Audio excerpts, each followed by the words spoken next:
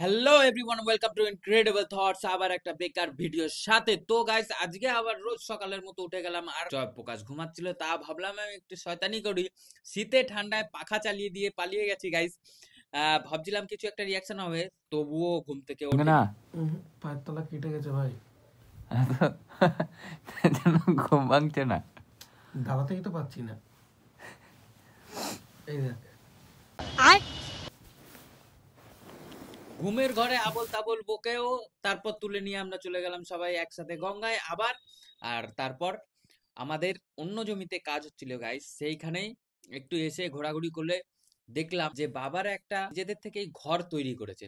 সেই ঘরটা হলো এরকম আসছিল, দেখতেই পাচ্ছ কত সুন্দর। যেখানে রয়েছে একটা 5x4 জানালা, একটা খাট, খাবার, জল, আর তারপরেও রয়েছে একটা মহাদেবের ফটো। তারপরেই শুরু করে দিলাম আমি গাইজ হালকা একটু ওয়ার্কআউট। আর মিনি ব্লগগুলো যদি তোমাদের ভালো লাগে অবশ্যই শেয়ার করবে, লাইক করবে বন্ধুদের সাথে। Tata, bye bye, good bye আজকের মতো। আবার দেখা হচ্ছে কালকে নতুন একটা গল্প, নতুন একটা ভিডিওর সাথে। চ্যানেলটিকে সাবস্ক্রাইব করবে।